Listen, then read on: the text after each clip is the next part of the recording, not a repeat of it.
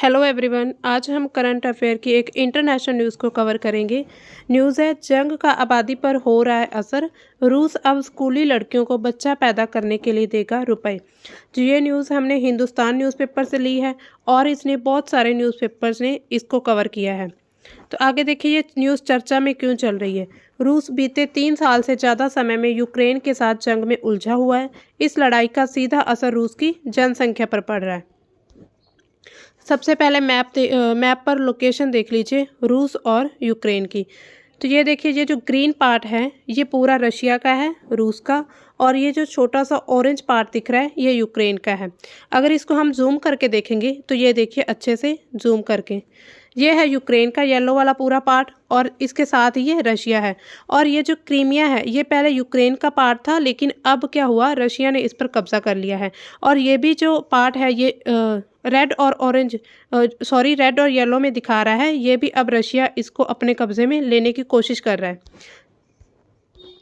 आगे देखिए युद्ध के कारण क्या हैं। यूक्रेन का पश्चिम देश खासकर नाटो और यूरोपीय संघ की ओर झुकाव बढ़ रहा है।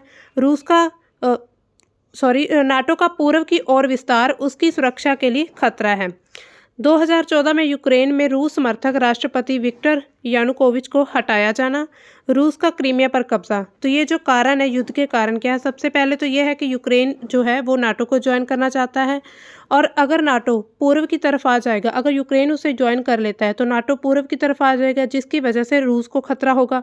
और 2014 में क्या हुआ था, जो राष्ट्रपति विक्टर यानुकोविच था जो यूक्रेन में, वो रूस का ही साइड लेता था, तो वो रूस का समर्थक था, तो उसको हटाया गया था। और रूस ने क्रीमिया पर कब्जा कर लिया। हमने पीछे देखा था, एक बार और देख लीजिए मैप पर, ये देखिए ये यूक्रेन है, जो इसका एरिया था ये क्रीमिया, ये जो पार्ट है क्रीमिया का नीचे, इस पर अब रूस ने कब्जा कर लिया। तो इसकी वजह से ये युद्ध शुरू हुए हैं। अब देखिए नाटो क्या है, नॉर्थ अटलांटिक ट्रीटी ऑर्गेनाइजेशन, एक इंटरनेशनल सैन्य गठबंधन है। इसका मुख्यालय कहाँ पर है, ब्रुसेल्स, बेल्जियम में। स्थापना इसकी हुई 1949 में। नाटो में अगर हम प्रेजेंट में देखें तो 32 कंट्रीज़ हैं इसमें, और इनमें से स्वीडन नवीनतम सदस्य देश है। स्वीडन ने इसे रिसेंटली ज्वाइन किया है। उत्तरी अटलांटिक क्षेत्र में सामूहिक रक्षा और सुरक्षा को बढ़ावा देना, ये नाटो का एक काम है कि जो उत्तरी अटलांटिक क्षेत्र है उसमें जो सामूहिक रक्षा होगी और सुरक्षा को बढ़ावा दिया जाएगा। नाटो के सदस्य देश एक दूसरे के साथ सैन्य सहयोग करते हैं, एक दूसरे के साथ मिलिट्री एक्सरसाइजेज करते हैं। संधि के अनुच्छेद 5 के तहत अगर किसी भी सदस्य देश पर हमला होता है तो सभी सदस्य देश उस सैन्य सहायता प्रदान करने के लिए बाध्य होते हैं। अगर जो भी मेंबर देश हैं नाटो के, उनमें से किसी एक पर भी हमला होता है तो ये पूरे 32 के 32 देश उस एक देश पर हमला कर देंगे जिसने हमला किया है उस पर। अब ये नाटो के काम क्या है, सदस्य देशों की सुरक्षा की गारंटी, जो भी इसके मेंबर्स होंगे उसकी पूरी गारंटी लेगा उसकी सुरक्षा करने की। सैन्य अभ्यास होंगे, उनमें मिलिट्री एक्सरसाइजेज होंगी, संयुक्त सैन्य कार्रवाइयाँ की जाएंगी, आतंकवाद के खिलाफ लड़ाइयाँ लड़ी जाएंगी, और संघर्ष की रोकथाम और संघर्ष के बाद की स्थितियों में सहायता होगी। युद्ध के प्रभाव क्या हैं, जो रूस और यूक्रेन के बीच जो युद्ध चल रहा है उसके प्रभाव।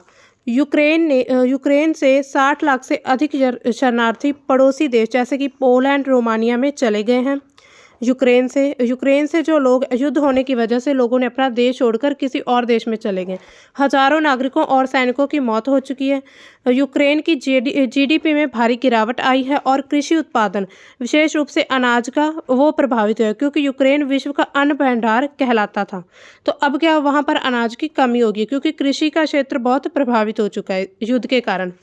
यूरोप में महंगाई बढ़ रही है। इसने ऊर्जा, खाद्य सुरक्षा और अंतर्राष्ट्रीय संबंधों पर दीर्घकालिक प्रभाव डाला है। तो जब युद्ध होता है तो उसका सिर्फ यही इफेक्ट नहीं होता कि वहाँ पर लड़ाइयाँ होती हैं या इमारतें गिरा दी जाती हैं या लोग मर जाते हैं, उसके साथ साथ आर्थिक स्थिति भी, किसी देश की आर्थिक स्थिति भी पूरी तरह कमज़ोर हो जाती है, क्योंकि हर एक क्षेत्र बंद हो जाता है उस समय पर, हर एक क्षेत्र की जो गिरावट है ना वो बढ़ने लग जाती है। जनसांख्यिकीय संकट क्या है, इसका सामना कर रहा है रूस। और भी बहुत सारे देश सामना कर रहे हैं, लेकिन सबसे ज़्यादा रूस, हम इस न्यूज़ में रूस के बारे में देखेंगे। एक जनसांख्यिकीय संकट क्या होता है? एक ऐसी स्थिति होती है जिसमें किसी देश या क्षेत्र की जनसंख्या में संतुलन बिगड़ जाता है, या तो जैसे जनसंख्या बहुत ज़्यादा बढ़ जाती है या फिर कम रह जाती है। कम भी कैसे रह जाती है कि जो युवा पीढ़ी होती है वो बहुत कम रह जाती है, वो युवा पीढ़ी खत्म हो जाती है। तो अगर युवा नहीं होंगे देश में तो फिर क्या डेवलपमेंट कैसे होगी? काम कौन करेगा? क्योंकि जो बुजुर्ग हैं उनसे तो काम होगा नहीं। तो इसी तरह से किसी भी देश की जीडीपी होगी वो अपने आप ही गिरनी शुरू हो जाएगी। इस संकट के कारण क्या क्या हो सकते हैं? जन्म दर में कम होना, जो जन्म दर होती है वो कम हो जाती है। वृद्धावस्था में वृद्धि होना, ये देखिए जो बूढ़े लोग होते हैं उनमें जो संख्या वो बढ़ जाती है। जनसंख्या में वृद्धि, ओवर पॉपुलेशन भी हो जाए तो ये भी एक संकट होता है।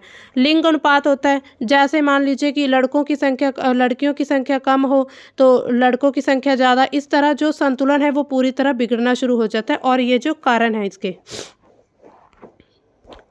जनसंख्या संकट में रूस की स्थिति क्या है?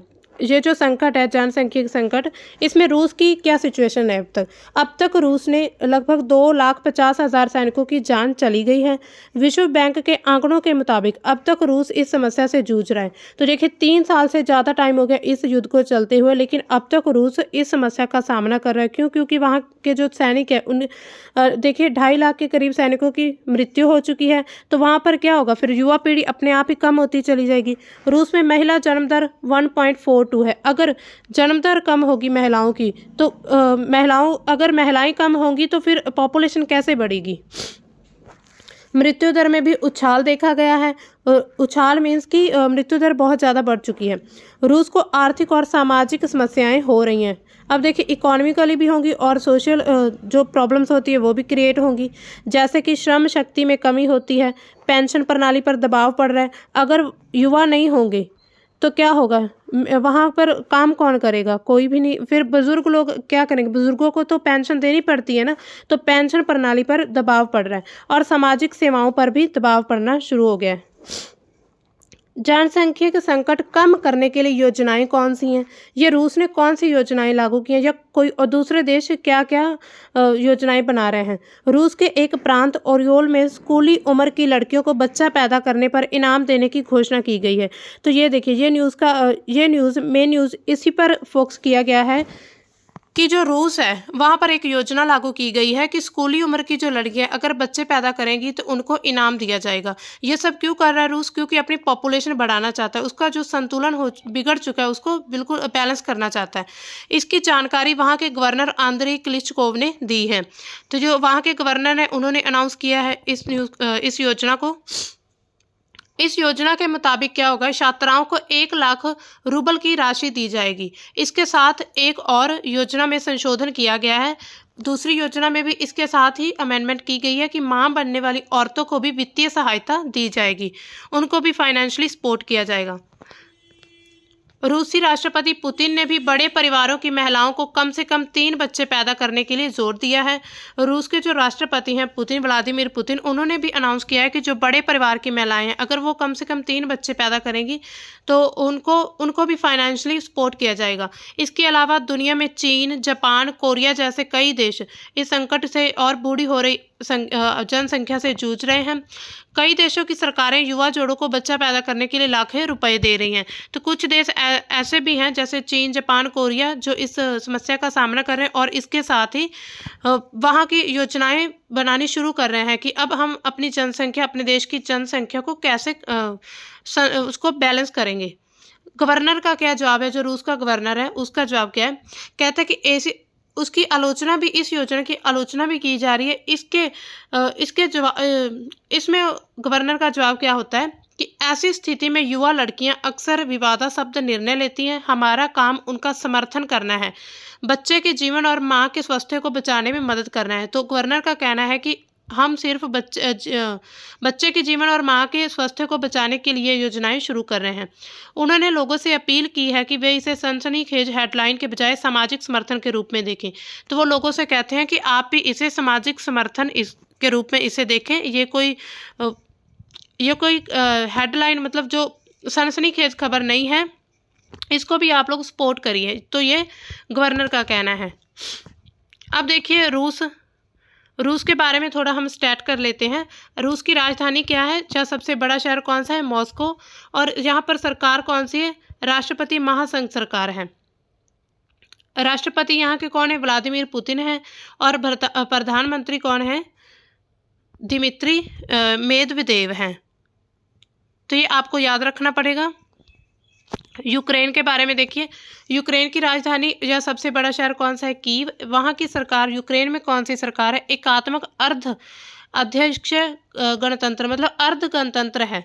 राष्ट्रपति कौन है, व्लादिमीर जेलेंस्की है। और प्रधानमंत्री व्लादिमीर ग्रेसमन है।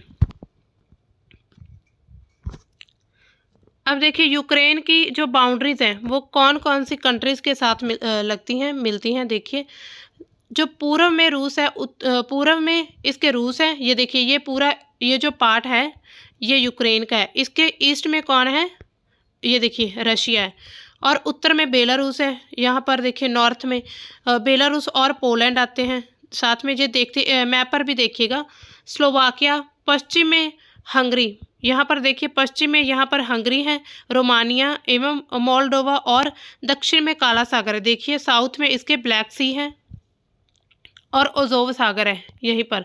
तो ये जो क्रीमिया का ये जो पार्ट था अब यहाँ पर चला गया है, ये रशिया ने अपने अंडर में इस पर रशिया ने कब्जा कर लिया। लेकिन जो महासंघ है, अंतर्राष्ट्रीय महासंघ, उन्होंने इसे मान्यता नहीं दी है कि ये जो रशिया कहता है कि क्रीमिया अब हमारे देश का एक पार्ट है, लेकिन जो बाकी देश हैं इसे मान्यता नहीं देते हैं। तो ये था हमारा आज का न्यूज़। तो दोस्तों मिलते हैं हम एक नए न्यूज़ के साथ, तब तक के लिए थैंक्स फॉर वॉचिंग, बाय।